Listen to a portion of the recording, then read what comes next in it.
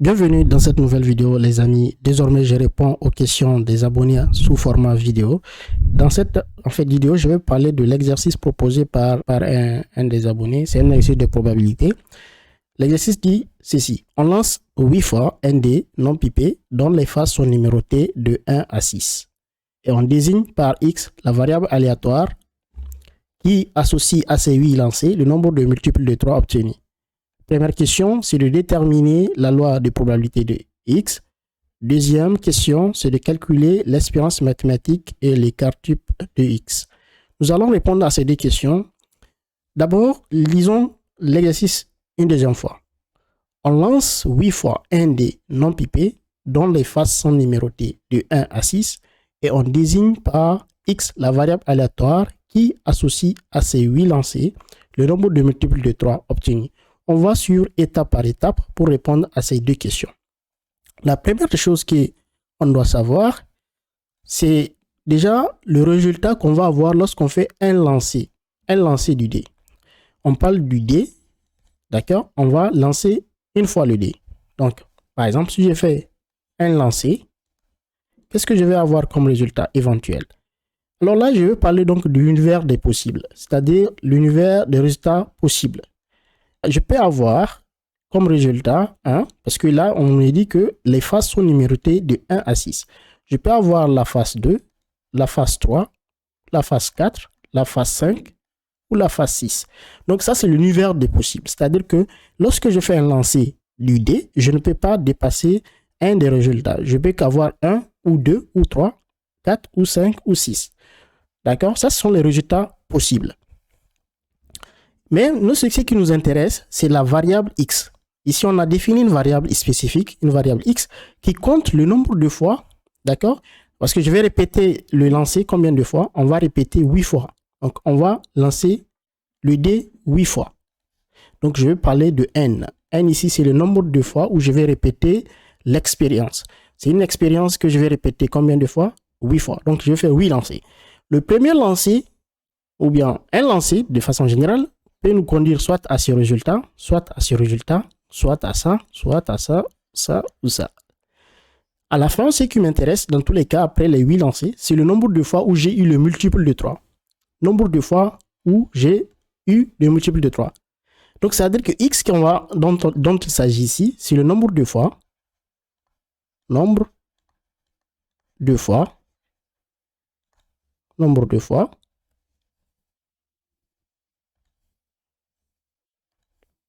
où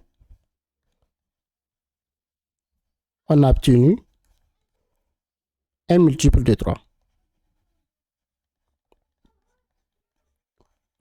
Pour faciliter en fait la tâche, je vais définir une variable aléatoire x1 qui va me donner le résultat du premier lancer. D'accord? Si au niveau du premier lancer, le résultat que je trouve est un multiple de 3. Par exemple, si je tombe sur 3, ça veut dire que j'ai trouvé un succès. Si je trouve aussi sur 6, le premier lancer me donne 6, également, c'est la même chose, j'ai réussi à trouver un multiple de 3.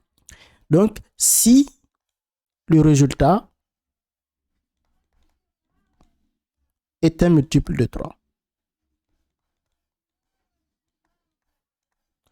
0 dans le cas où je trouve un nombre qui n'est pas multiple de 3. C'est-à-dire si je tombe sur 1 ou 2 ou 4 ou 5. Donc, j'ai que deux résultats possibles. Soit que je tombe sur un multiple de 3 ou que je ne tombe pas sur un multiple de 3. Donc, sinon, j'ai deux résultats possibles. Donc, ça veut dire que la variable aléatoire x1 là, ça suit la loi Bernoulli déjà. Bernoulli. Pourquoi Bernoulli? Parce que j'ai que deux résultats possibles à la suite de l'expérience consistant à lancer le dé. Si je lance le dé, j'ai que deux résultats possibles. Soit je trouve un multiple de 3 ou bien un nombre qui n'est pas multiple de 3. Donc, ça suit x1 suit la loi de Bernoulli du paramètre p. Maintenant, c'est quoi le p? Le p, c'est la probabilité d'avoir un multiple de 3. La probabilité p, c'est tout simplement 2 sur 6. C'est 2 sur 6 chances de tomber sur un multiple de 3.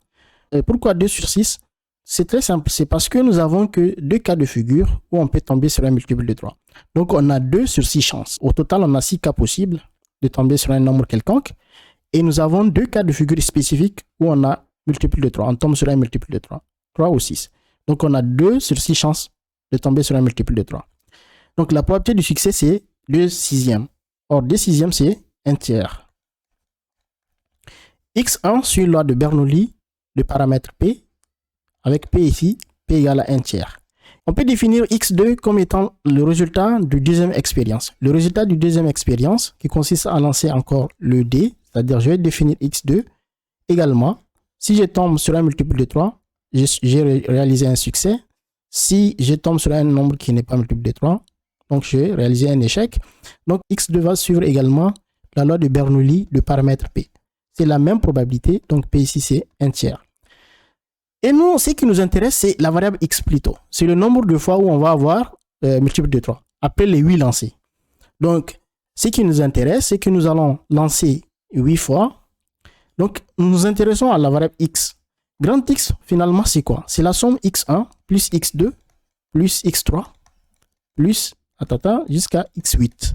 Pourquoi X8? Parce que je vais lancer jusqu'à 8 fois. Donc, X1, c'est le résultat que je vais obtenir après le premier lancer. X2, c'est le résultat que je vais obtenir après le deuxième lancer. Ici, c'est le résultat pour le troisième. Ici, c'est le résultat pour le huitième lancer. On sait que X1 suit la loi de Bernoulli de paramètre P. X2 également suit la loi Bernoulli de paramètre P. Toutes ces variables suivent la loi Bernoulli de paramètre P. Donc, on est en train de sommer plusieurs variables de Bernoulli. Et on sait très bien que lorsqu'on somme plusieurs variables de Bernoulli, ça conduit en fait à avoir une variable qui suit la loi binomiale. Donc, X va suivre une loi binomiale. X suit une loi binomiale de paramètre N. N ici, c'est le nombre de lancers. N égale à 8. Et la probabilité du succès, c'est 1 tiers. On vient de répondre à la question A. Donc, X que nous avons ici, c'est le nombre de fois où on va avoir un multiple de 3 après les 8 lancers. Ça suit une loi binomiale de paramètre N égale à 8. Et de donc la probabilité du succès ici, c'est 1 tiers. Comme en fait la loi binomiale a deux paramètres, le nombre d'expériences réalisées et la probabilité du succès, la probabilité d'avoir un multiple de 3. La question B. La question B, c'est quoi? C'est tout simplement de chercher, de déterminer l'espérance mathématique de la variable aléatoire X et son écart type de X. Et comme on sait déjà que X suit la binomiale de paramètres N et P, on connaît déjà en fait l'espérance mathématique d'une variable qui suit la loi binomiale. On sait très bien que l'espérance mathématique d'une variable qui suit la loi binomiale, c'est tout simplement N fois P. Et nous connaissons N. N pour nous, c'est 8. Et la probabilité P, c'est quoi? C'est 1 tiers. Donc, ça fait 8 tiers. Ça, c'est l'espérance mathématique. L'écart type, c'est facile. On connaît déjà la variance. La variance de X, c'est quoi? C'est NP facteur de N moins P. Ça, c'est la variance d'une variable qui suit la loi binomiale. Et on connaît désormais N. N, c'est quoi? N, c'est 8. Le P, c'est 1 tiers. N moins P, donc ça va faire 1 moins 1 tiers. Et donc, la variance, c'est quoi? La variance de X, c'est tout simplement 8 fois 1 tiers fois 2 tiers. Donc, ça fait 16 sur 9. Donc, on connaît la variance de X. On peut déduire l'écart type de X. L'écart type de X, c'est tout simplement la racine carrée de la variance de X. C'est la racine carrée de 16 sur 9.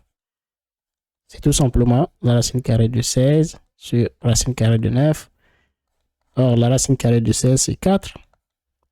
Et la racine carrée de 9, c'est 3. Donc, ça fait 4 tiers. L'écart type de X, c'est 4 tiers. Et voilà, les amis, c'est tout pour cette séance. Et je vais répondre de temps en temps de cette façon aux questions des abonnés. Pour les gens qui ont des questions, n'hésitez pas à poser vos questions. Et je vais essayer de, bien sûr, de répondre aux questions que je peux répondre, bien sûr. Au fur et à mesure, nous allons avancer ensemble. Et n'oubliez pas de partager ces vidéos autour de vous. Ça peut aider les gens qui cherchent des réponses à ce genre de questions. Et voilà, n'oubliez pas aussi de vous abonner sur la chaîne YouTube